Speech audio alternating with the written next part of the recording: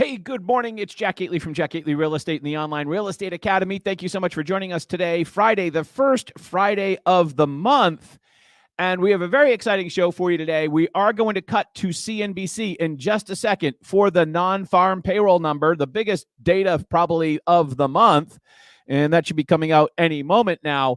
But after that, we have some really important news to cover. And also, I'm going to try to take at the end of today's show some of your calls. So maybe one or two of your calls. We're going to try something new, actually take an inbound. It's open line Friday this Friday. So hopefully that will work when we're at the tail end of today's show. So today marks, I think, a month that we've had the show, and it's going very well. Thank you so much. New microphone today. For those of you who are joining us or on today's program, I'd love to hear what you think about the audio, because we do have a new microphone. There's been some complaints, some comments that the audio hasn't been what it needed to be. So I'd be interested in that. Let's see if we can cut to CNBC for the payroll number. Let's bring in our jobs panel. Betsy Stevenson is professor of public policy and of economics at the University of Michigan. Scott Lincecum, Vice President of General Economics at Cato, the Cato Institute. Stephanie Increased Link, by Chief 150,000 in October, less than expected. At Hightower Advisors. She's also a CNBC contributor. So they're going to do the intros there. The expectation was 170,000. Last month, we had 336. Let's cut to probably Rick Santelli to bring up the bigger data. Hollywood Squares. That would be. Or Brady Bunch. It's a six-pack today on CNBC. Oh, wait, in the middle they had something else. Wait a minute, and plus me, it's a seven-pack. We are just seconds away from the jobs report. We are not seconds away. It's already been out. Right on time. Here we go. Yes, we want it right on time. This is the October jobs report. And of course, we're expecting non-farm payrolls to be around 180,000, 150,000, 150,000. Coolly. That versus 336,000. There are revisions coming. The cumulative revision over 2 months, minus 101,000.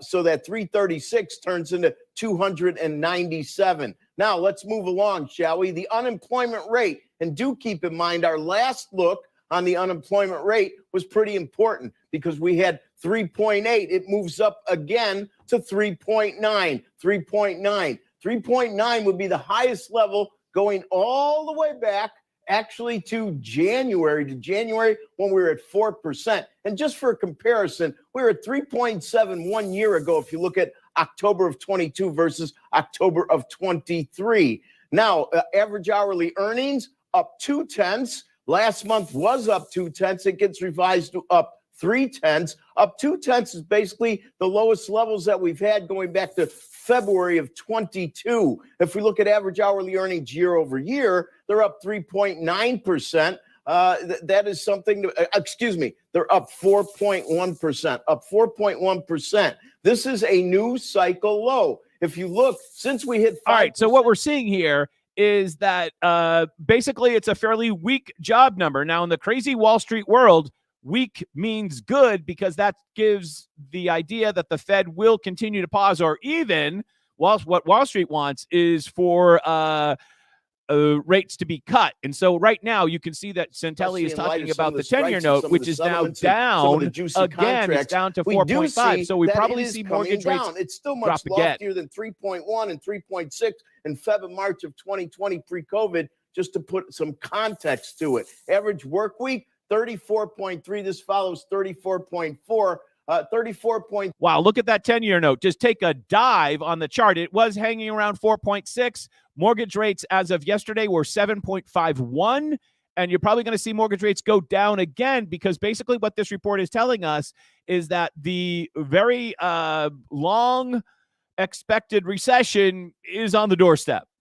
The best since February of 2020. Interest rates, they always divine whether the report's good or bad, weak or strong. Well, interest rates are moving lower. As a matter of fact, as I'm speaking, we've just breached the 460 in a 10-year. We're trading at 456. How intense is 456? Well, we settled at 480. So Santelli's going to continue, but amazing job report. Weak, which which Wall Street considers to be good. Weak is good in the Wall Street thinking, because, again, as we're going to say, if a week is good, that means that the jobs numbers, the recession's here, more like Wall Street wants to see the recession, because the sooner the recession comes, the thinking is the sooner it can be over, and the sooner that the Fed will continue to keep rates where they are and or cut them. And of course, that's going to affect our buyers and sellers in the real estate marketplace. So thank you so much for joining us today. By the way, it is, I think, 1 month today on October 3rd that we started the show, and we're going to get into some real estate news in just a second. But at the end of the show, I want to take one of your phone calls. I want to take one of your phone calls at the end of the show and ask you about your opinion of what happened this week in real estate. It will be Open Line Friday, so to speak. And very interested. We're going to need a volunteer for that later on. So if you're interested in volunteering for that later on, that would be great. And also, new mic. So if you want to type in a comment and let me know how it sounds, that would be great. Let's cover probably the biggest story in real estate today, the after effect of these all bombshell commission lawsuits happened yesterday. I think the big impact on it, and again, much more of a psychological impact than anything, Brad Inman from Inman News, Inman.com, right? The industry leader website. He does all the conferences and everything, makes a lot of money off the real estate industry, and has had some significant criticism that they're not nearly as investigatory or critical, that they're actually kind of captured by the real estate industry. But wow, on LinkedIn yesterday, he pounded the leadership of the real estate industry. Let's cut to his LinkedIn post. So this is Brad Inman, again, from Inman.com. The failure of real estate industry leadership, the most important lesson from the industry lawsuits and the sexual harassment charges at NAR, is that many, not all, of your leaders have failed you for too long. They fought innovation. They fostered a constraint of trade. They engaged in dubious deals. They resisted in transparency, keeping members in the dark. They lived in an elitist bubble, listening to each other. Wow, we could say that about a lot of leaders over the last couple of years, couldn't we? They hurt the consumer by not prioritizing their needs. They mastered doublespeak, which I'm having a little trouble speaking this morning myself. They lived large at your expense, blackballed their critics, like people that, I don't know, I kind of would feel that a little bit of that in a quarter. They rewarded financially with oodles of luxury benefits, San Diego Association. Their righteousness blinded them to the benefits of procuring an early settlement. Their actions could leave broker cooperation in the MLS in shambles amid a new wave of lawsuits. Their arrogance is unforgivable. They never forget the dubious consultants, lawyers, who took everybody for a ride and they made money. The message to hardworking realtors: find leaders who care about you as much as they care about themselves. Epic fail. So I'm kind of interested in what you think about this. I'd love your comments if you want to type it in. Some of the comments on the LinkedIn post are people that still don't get it. CEO of real estate advisor LeClaire Associates, Terry LeClaire. Brad, I respect your work a great deal. Oh, you know that this is not going to go well, and agree with much of your statement. Where I have questions with you and other news sources, why did it have to come to this for the leaders to be called out, which is a respectable criticism, because Inman has kind of been, the Pravda of the real estate industry. I get that. But there's a lot of quotes in here from comments on LinkedIn that are incredibly obvious that they still don't get it. Your coverage has been shameful. You know damn well the value of a trade organization, advocacy at the federal, state, and local levels, the research team, members, consumers, community engaged, and few.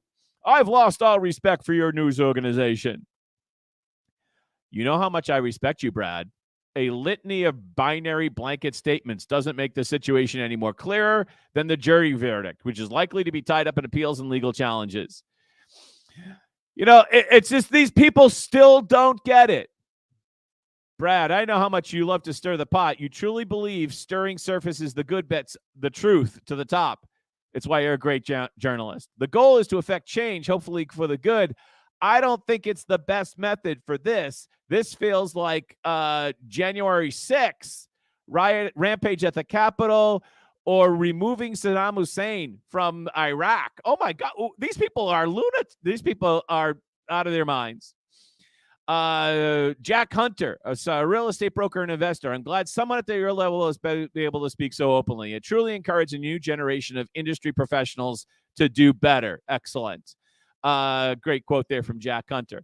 So, I'm very interested what you think your opinion is about this Brad Inman post and also the whole events of the week. If you want to type something in and or be our first ever caller to the show, I'd love to hear from you if you want to be the first ever caller to the show. I think I've got the technology right. So if you want to be the first ever caller, you type it in and then we'll give you the information on how to be that first ever caller to the show.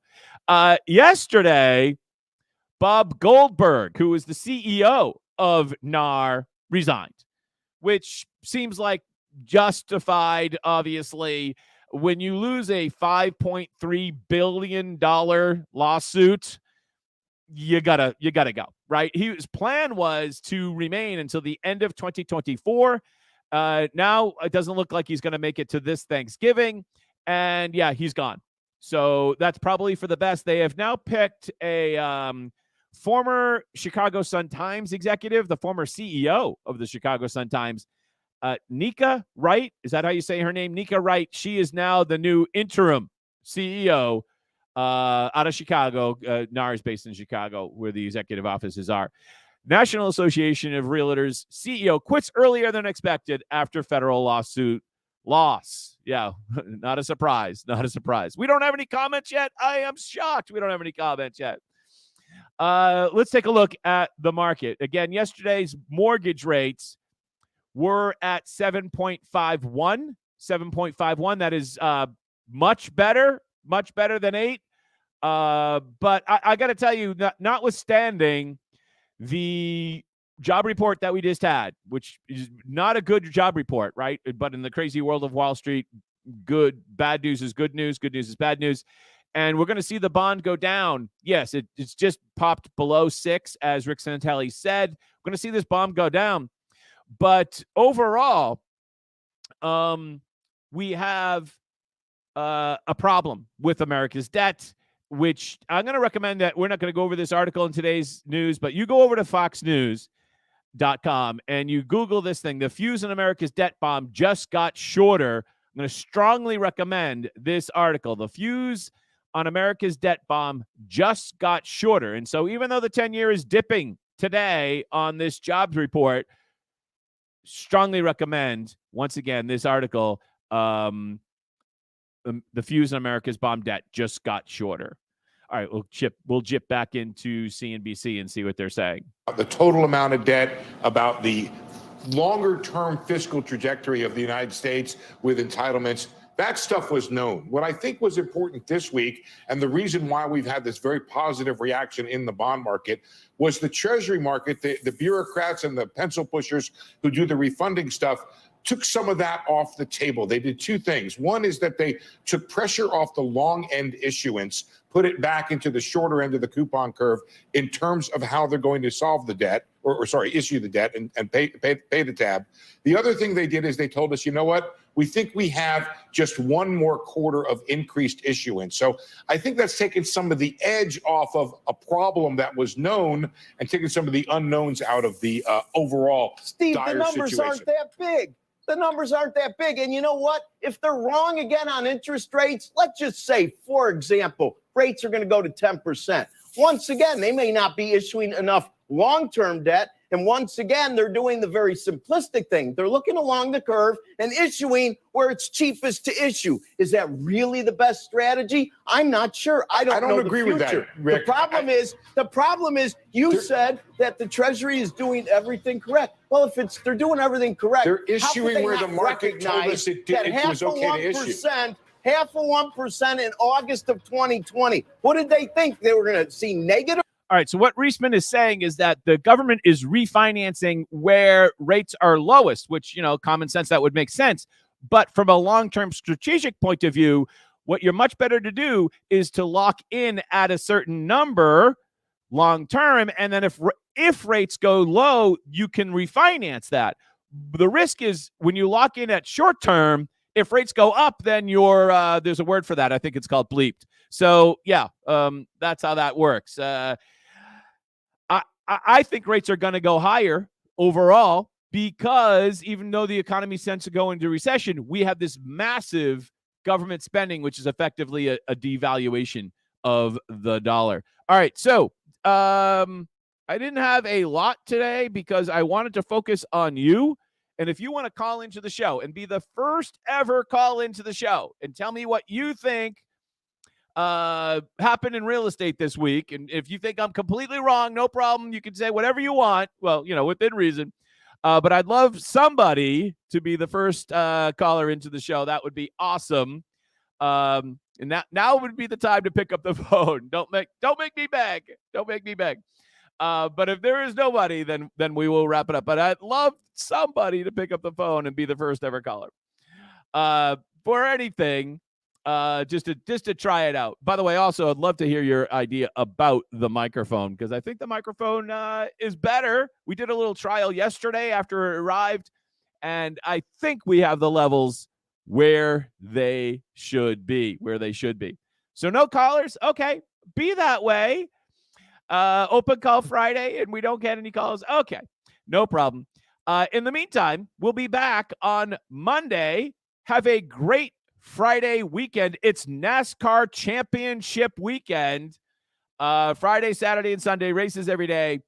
Until then, go make some money. We'll see you on Monday. Bye-bye.